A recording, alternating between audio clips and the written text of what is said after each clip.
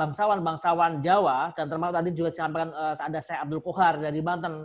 Mereka ini sebenarnya bangsawan yang juga sangat dekat dengan tarekat Satariyah dan memiliki sanad jaringan ke sana. Dulu neneknya di Ponorogo yaitu Nyai Mas Ayu Kados Paten itu adalah salah seorang ulama perempuan tarekat Satariyah yang kemudian membimbing Pangeran Diponegoro juga bertarekat Satariyah.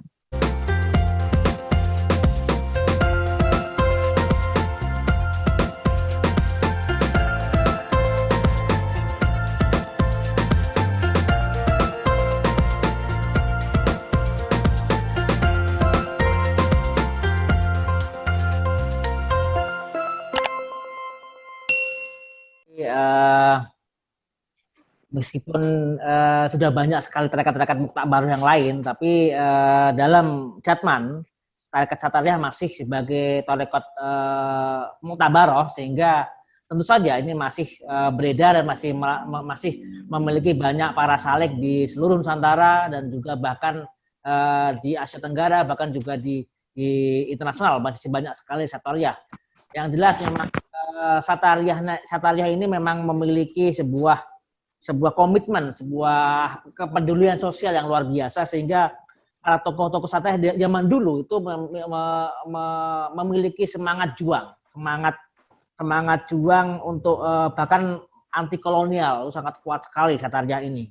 Makanya banyak sekali tokoh-tokoh Satariyah ini juga terlibat dalam pertempuran ataupun peperangan di Nusantara ini, termasuk Diponegoro. Itu juga memiliki sanad tarekat Satariyah, dan bahkan para bangsawan Jawa, dan termasuk tadi juga disampaikan ada Syekh Abdul Qohar dari Banten.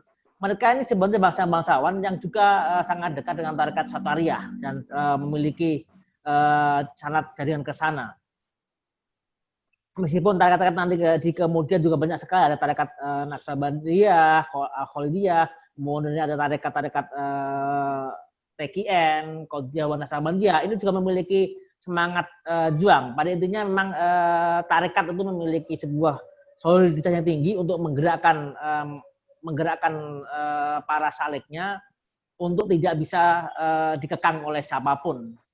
Termasuk bahkan Syekh Hasan Maulani itu juga sangat kencang perlawanannya, meskipun tidak perlawanan fisik, tapi memiliki sebuah prinsip yang luar biasa, karena dia memang memegang tarekat yang luar biasa sekali. Dan saya kira masih banyak sekali teman-teman Satariyah yang masih mengamalkan di era sekarang ini dan memiliki ciri khas yang khusus. Memang tarekat Satariyah ini mengikuti kecenderungan seperti Syekh Ibrahim Al-Qurani, bahwa beliau adalah seorang tokoh neo-sufisme, artinya bisa menyeimbangkan ataupun menyandingkan antara salik dan syariat, antara tarekat dan syariat bisa diimbangkan, itu neo-sufisme. Tapi ada juga yang mengatakan bahwa ulama-ulama Nusantara tidak sepenuhnya neo-sufisme, artinya tarekat Nusantara ini lebih cenderung kepada tarekat akhlaki sebenarnya katanya. Jadi lebih cenderung ke tarekat akhlaki ataupun tidak falsafi sebenarnya. Makanya di sini terkenal buku-buku misalkan Ihya Ulumuddin karena Al-Ghazali, kemudian Al-Hasunat. Jadi cenderung ke tasawuf akhlaki, yang itu kemudian yang diadopsi oleh ulama-ulama saat ini. Misalkan Syekh Soleh Darat itu juga cenderung ke sana. Nah, ini ada pertanyaan lagi tuh Mas Ginanjar dari Majalengka, jadi dari kampungnya Mas Ginanjar sendiri. Terkait Syekh Abdul Qarim sebagai penerus tarekat Qadiriyah wa Naqsabandiyah, apakah tokoh ini satu sama dengan Syekh Ibrahim Al-Qurani? Nah, ini tentu saja berbeda zaman ya. Saya pikir bisa dijelaskan Kang Ginanjar. Di Majalengka ini kalau ditelusuri itu salah satu wilayah persebaran Islam yang terhitungnya penting di wilayah Sunda bagian timur, karena Majalengka ini berbatasan antara wilayah Sunda dengan wilayah Cirebon. Jadi kalau antara Syekh Abdul Qarim Banten yang merupakan murid daripada Syekh Ahmad Khatib Sambas, itu Khalifah Tarekat Qadiriyah Naqsyabandiyah, dengan Al-Qurani jauh sekali. Syekh Ibrahim Qurani itu wafat 1690, sementara Syekh Ahmad Khatib Sambas sendiri wafat 1875. Dan Syekh Abdul Karim Banten itu wafat 1900 sekian ya, dengan Syekh Nawawi Banten. Tetapi yang menarik di sini, Majalengka dulu itu pernah menjadi salah satu pusat tarekat Syatariah di Sunda. Kenapa? Karena salah satu putra daripada Syekh Abdul Muhyi Pamijahan itu dimakamkan di Majalengka, di Banjaran. Namanya adalah Syekh Faqih Ibrahim. Itu ada di Banjaran, namanya yaitu Syekh Faqih Ibrahim bin Syekh Abdul Muhyi. Lalu Syekh Faqih Ibrahim ini punya putra namanya Kiai Nur Somad. Kiai Nur Somad ini dimakamkan di Lewi Munding. Nah, itu yang berbatasan dengan Cirebon. Dan dari terah Kiai Nur Somad inilah lahir beberapa kiai-kiai, santri-santri yang berasal dari kecamatan Lewi Munding ini. Seperti pesantren Banada, pesantren An-Nawawi. Nah, itu rata-rata kiai-kiai yang berasal dari wilayah Lewi Munding itu nyambungnya kepada Kiai Nur Somad. Kiai Nur Somad ini adalah putra daripada Kiai Syekh Faqih Ibrahim. Faqih Ibrahim ini adalah putra dari Syekh Abdul Muhyi Pamijahan. Lalu ternyata ditelusuri lagi, Kiai Faqih Ibrahim ini selain memiliki turunan di Lewi Munding, Kiai Nur Somad juga memiliki keturunan di Raja Galuh, yaitu Kiai Nur Salim namanya. Nah, Kiai Nur Salim ini yang menurunkan itu para kiai-kiai di wilayah Raja Galuh. Lalu yang menarik juga di sini adalah dari keluarga Kiai Iskandar. Kiai Iskandar yang menjadi ayahnya Kiai Abdul Halim, PUI. Itu saya ketika silaturahim dengan para pewaris yang menyimpan peninggalan-peninggalan tertulisnya Kiai Abdul Halim, itu ditemukan di sana manuskrip Tarekat Syatariah. Yang mana itu tersambung dengan Syekh Abdul Muhyi Pamijahan. Kan yang lain itu juga ada yang mencoba menanyakan tentang kitab Satariah. Tadi kitab-kitab tadi baru berupa manuskrip ya, Kak Ginandar. Jadi mungkin tidak beredar luas. Misalkan tadi ada jawaban-jawaban Ibrahim Qurani terhadap pertanyaan-pertanyaan Nusantara Al-Jawabiyah. Mungkin itu bisa diurai tentang apa itu Al-Jawabiyah itu, Kang Ginanjar?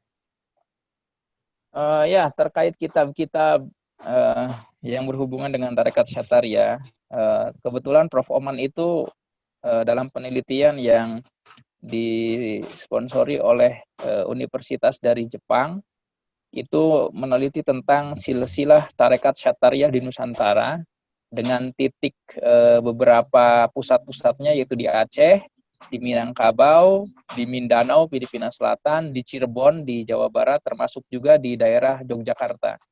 Yang menarik di sini, di Jogja itu, daerah Mataraman ya, dulu neneknya di Ponorogo, yaitu Nyai Mas Ayu Kados Paten, itu adalah salah seorang ulama perempuan tarekat Syatariah, yang kemudian membimbing Pangeran Diponegoro juga bertarekat Syatariah. Itu bisa diakses di bukunya Prof. Oman tentang silsilah tarekat Syatariah.